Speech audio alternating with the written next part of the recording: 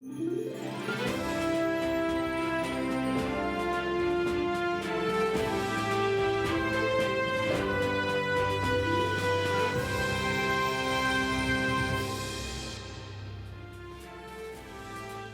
malam, selamat datang di Talk Politik with Reinhard. Saya Reinhard Sirait.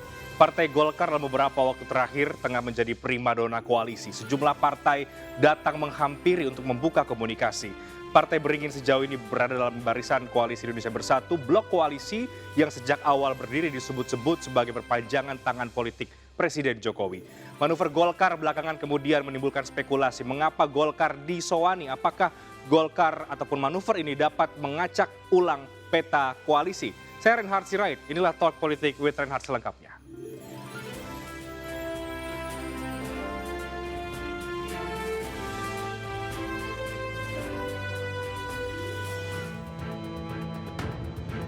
Partai Golkar dan Partai Kebangkitan Bangsa secara terang-terangan membuka peluang koalisi jelang pemilu 2024. Sarapan pagi antara Ketua Umum Partai Golkar Airlangga Hartarto dan Ketua Umum PKB Muhaimin Iskandar memberikan sinyal positif perleburan koalisi besar. Pertemuan ini disinyalir membahas isu di pemerintahan dan koalisi Pilpres mendatang. Partai Golkar dan PKB sepakat untuk membuat suasana politik yang damai. PKB dan Golkar sepakat untuk politik dibuat adem terus. Dan schedule sudah ada. Dan tentunya ini yang akan kita jaga. Nah, kemudian terkait kerjasama Partai Golkar dengan PKB, kami menyatakan terbuka peluang yang sangat besar dan luas. Dan kalau Partai Golkar kami sudah berbicara dengan Ketua Umum yang tergabung di KIB, seluruhnya menyambut positif pertemuan hari ini. Jadi welcome. Kita ingin pemerintahan yang kita bersama-sama dalam koalisi ini benar-benar produktif di akhir periode ini, terutama menghasilkan kerja-kerja pemerintahan dan politik yang benar-benar manfaat. Kemesraan Partai Golkar tidak hanya dengan PKB. Sebelumnya, Ketua Umum Partai Golkar Airlangga Hartarto juga melakukan pertemuan dengan Ketua Umum Partai Nasdem Surya Paloh di kantor DPP Partai Golkar, Jakarta Barat 1 Februari silam. Pertemuan kedua elit parpol ini membahas posisi Partai Golkar serta Partai Nasdem. Partai Golkar juga menjalin komunikasi dengan parpol di luar Koalisi Indonesia Bersatu, di mana pada tanggal 7 Februari lalu, Partai Keadilan Sejahtera berkunjung ke DPP Partai Golkar untuk membahas arah demokrasi Indonesia ke depan. Dalam safari politik parpol, Golkar menjadi primadona jelang pemilu 2024. Partai yang tergabung dalam Koalisi Indonesia Bersatu ini menjadi motor penggerak PAN dan P3. Namun, Koalisi Indonesia Bersatu hingga kini belum juga mendeklarasikan capres dan cawapres yang akan diusung. Apakah manuver politik Golkar ini bermaksud untuk mempengaruhi soliditas koalisi yang sudah terbentuk? Kita terka sama-sama manuver politik Golkar. Ya, peta koalisi Pilpres 2024 disebut-sebut saat ini masih cair, masih dinamis. Partai politik juga masih membuka komunikasi dengan partai lain, bahkan di luar embrio koalisi yang sesungguhnya sudah mulai dibangun. Golkar, partai yang sudah membentuk Koalisi Indonesia Bersatu, belakangan ramai dikunjungi termasuk oleh partai oposisi. Ada apa di balik ramainya partai bertemu dengan pimpinan Partai Beringin? Kita akan diskusikan pada malam hari ini. Menerka manuver politik Golkar bersama dengan dua narasumber yang sudah bergabung di studio malam hari ini. Ada Wakil Ketua Umum Partai Golkar, Bang Nurdin Halid. Bang Nurdin, selamat malam. Selamat malam. Apa kabar Bang, sehat? Alhamdulillah baik. Baik, dan juga ada Direktur Eksekutif Carta Politika, ada Mas Yunarto Wijaya. Mas Soto, selamat malam Mas, apa kabar? Selamat malam, kabar baik. Kabar baik, kita masih menunggu Gus Jazil bergabung, nanti di tengah-tengah akan bergabung bersama dengan kita. Di tengah saat ini publik sedang menyaksikan vonis Sambo sebetulnya, tapi kita tetap membahas soal politik karena belakangan ini Bang Nurdin, Partai Golkar cukup menjadi epicentrum pemberitaan karena banyak partai yang datang. Banyak pertanyaan kemudian muncul, Bang Nurdin. Ada apa? Untuk apa kemudian Golkar membuka keran komunikasi selebar-lebarnya dengan partai politik lain non-KIB? Membahas politik di tahun politik itu adalah sebuah kebutuhan. Jadi jangan heran kalau sekarang ini dinamika politik nasional kita itu adalah semakin tinggi dan semakin dinamis. Ada 8 partai dari 9 partai yang ada di parlemen sekarang yang tidak memenuhi syarat, yang belum memenuhi syarat presidensial threshold. Ini penyebabnya ini. Nah, oleh karena itu, 8 partai di luar PDIP yang lebih dari 20% itu memenuhi syarat, maka ini tidak ada pilihan kecuali melakukan silaturahmi politik, lobby politik untuk menciptakan kolaborasi politik. Ya. Karena sekarang di era multipartai tidak ada keberhasilan suatu politik tanpa kolaborasi. Nah, karena itulah dilakukan silaturahmi politik. Jadi semua pertemuan Caimin dengan Pak Erlangga Hartarto, Bang Surya dengan datang ke kantor Golkar itu bagian daripada lobby-lobby politik, silaturahmi politik, dan bukan hanya yang dilakukan lobby-lobby itu bukan hanya capresnya, cawapresnya, tapi termasuk daripada sekarang yang sedang diuji di Mahkamah Konstitusi, yaitu sistem pemilu. Terbuka tertutup. Nah, alhamdulillah 8 partai itu bersatu ya, untuk tetap mempertahankan sistem pemilu proporsional. Oke, jadi jelas pertemuan Jadi ini itu semua adalah adalah lobby-lobby politik. Lobby-lobby politik pasti itu. Tidak mungkin bukan lobby politik Oke. itu. Kalau ketua umum sebuah partai bertemu dengan ketua partai, pasti yang dibicarakan bagaimana membangun negeri ini lebih baik dari hari ini, bagaimana masa depan bangsa kita lebih baik, bagaimana mengatasi krisis yang sebentar lagi akan menimpa kita. Oke. Ini semua untuk kepentingan bangsa dan Oke. negara. Bang Rudin, kalau memang ini adalah lobby politik, Golkar untuk apa lagi? Mengingatkan Golkar sudah punya KIB ya. KIB ini kan sebenarnya di atas kertas sudah mampu dong untuk menyalonkan capres lagi. Apakah memang mau merangkul banyak partai atau menabur benih-benih koalisi di mana-mana atau apa ini? Jadi pertemuan pimpinan partai politik ini adalah mendinamisasi politik nasional. Menurut saya ini bagus sekali dalam rangka mencerahkan demokrasi rakyat. Gitu. Nah, karena koalisi partai itu penting, ya, karena tadi presiden share threshold itu, maka pertemuan partai politik tidak hanya harus terjemahkan bahwa ini untuk berkoalisi, tapi komunikasi politik itu di era multipartai itu sangat penting itu untuk mencerdaskan, mencerahkan daripada demokrasi rakyat. KIB dari awal terbentuk memang sudah dipublish bahwa kita terbuka apabila ada partai yang hendak Mau bergabung dengan KIB ini. Bagi Partai Golkar, pencalonan Pak Erlangga itu final, secara konstitusional. Itu final. Ya. Ini bisa berubah kalau Munas yang berubah. Nah, kenapa sekarang belum dideklarasikan oleh 3 partai? Ya tentu masih ada hal-hal yang belum bersesuai khususnya mengenai cawapresnya. Apabila sudah ada bersesuaian dengan cawapresnya, sudah ada kesamaan pandangan 3 partai ini, dan kalau mungkin ada bergabung lagi, insya Allah akan mendeklarasikan Pak Erlangga sebagai calon presiden. Jadi membuka komunikasi ini juga salah satu tujuannya untuk itu, untuk kemudian memastikan bahwa koalisi ini bisa mengantarkan Pak Erlangga menjadi capres. Ya, Partai Golkar, saya katakan secara konstitusional itu adalah final Pak Erlangga sebagai calon presiden. Nah, kenapa belum deklarasikan? Ya tadi mungkin belum ada kesepakatan, kesamaan soal wapresnya. Dengan PAN dan juga dengan P3. Karena gitu ya. Partai Golkar tidak mudah merubah Pak Erlangga, karena Munas yang memutuskan. Nah, konstitusi Golkar merubah sebuah keputusan Munas harus dengan Munas itu yang merubahnya. Tidak bisa dengan institusi lain, tidak bisa Rapimnas, tidak bisa Rakernas. Oke, itu idealnya. Tapi seringkali kemudian apa yang ideal belum tentu sesuai dengan realitanya, begitu faktanya kan Bang Nurdin Halid, bahwa kemudian dihadapkan lagi dengan persoalan elektabilitas, soal kompetitor-kompetitor capres yang lain. Bagaimana Golkar mencermati soal itu? Elektabilitas itu penting, survei itu penting. Tapi bagi Golkar punya pasukan sampai ke tingkat bawah. Nah, ketika Pak Erlangga sudah memenuhi syarat itu, ya, sekarang sudah bekerja. Instrumen Partai Golkar sekarang sudah bekerja untuk meningkatkan elektabilitas, untuk keterpilihan, untuk pengenalan Pak Erlangga. Tetapi itu belum maksimal. Kenapa? Karena beliau belum resmi. Dikatakan resmi ketika sudah cukup. Oke.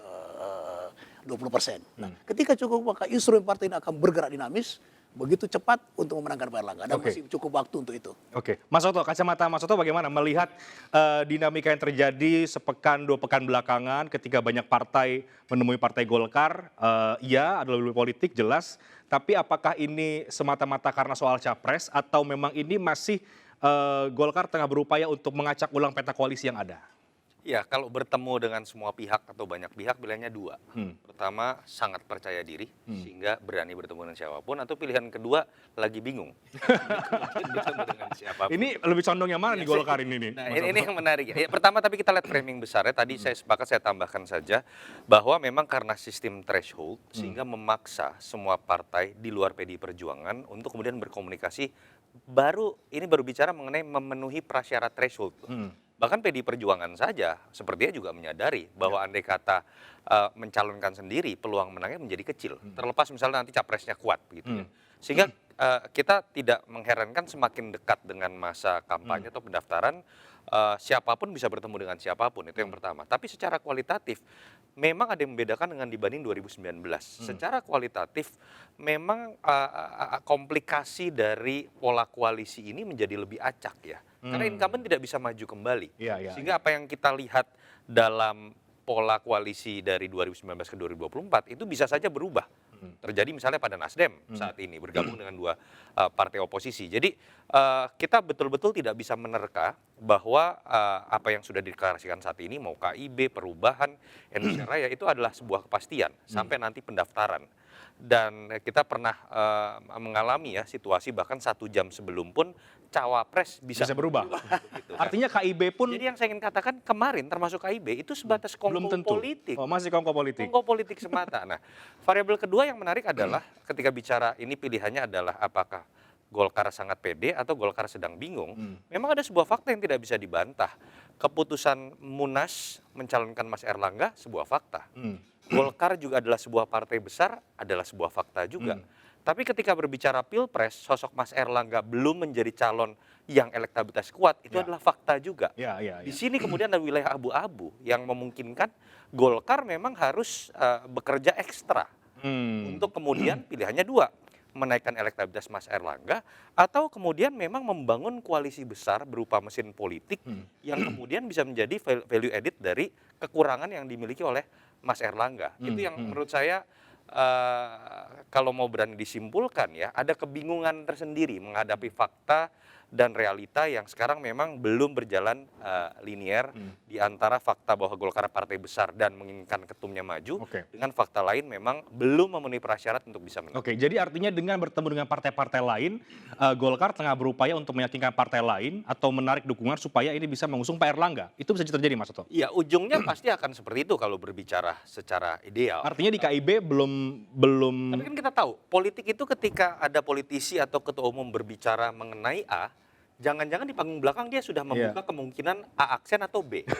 Jadi mungkin saja Mas Erlangga berbicara mengenai menjadi cawapres dan lain-lain itu sangat mungkin. Karena panggung depannya kadang berbeda dengan panggung belakangnya. Pasti harus pasang harga tinggi di depan. Oke, Bang Nurdin bagaimana? Jadi gini, dalam politik itu tidak ada yang pasti sebelum kepastian itu lahir.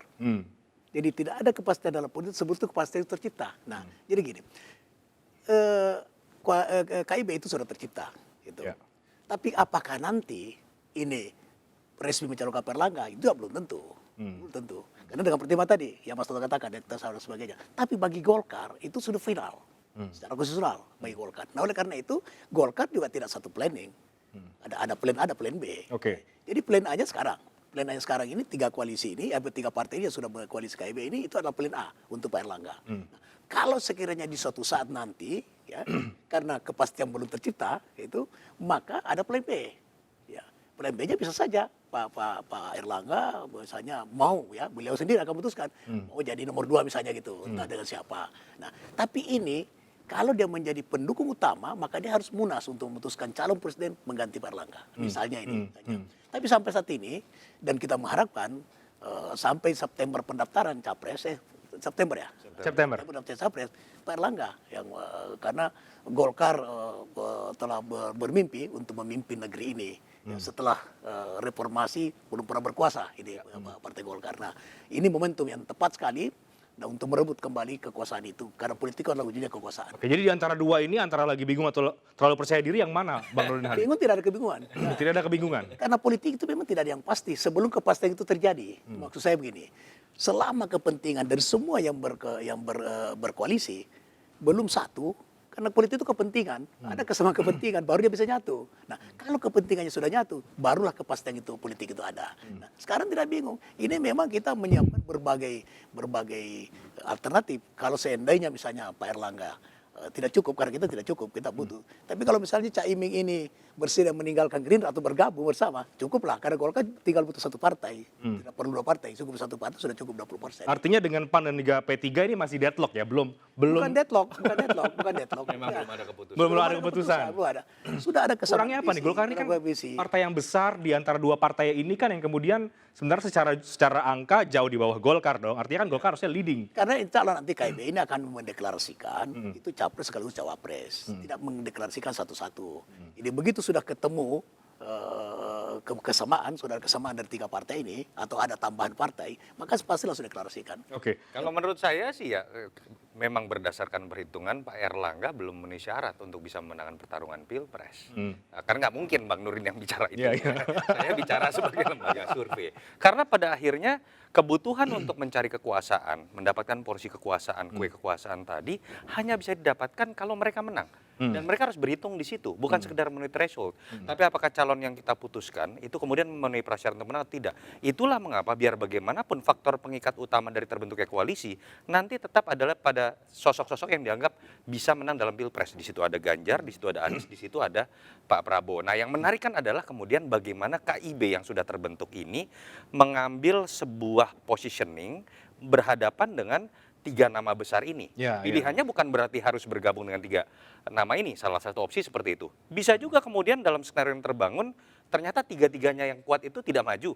Sehingga kemudian Pak Erlangga punya peluang. Punya peluang untuk maju. Atau dua di antara tiga itu tidak maju. Sehingga kemudian Pak Erlangga memiliki peluang. Itu yang menurut saya sedang dimainkan iramanya oleh Partai Golkar dengan menjadi poros. Suka atau tidak. Untuk apa? Untuk dalam tanda kutip menjegal tiga nama yang besar ini, satu di antara atau dua di antara, agar tidak jadi maju begitu maksudnya?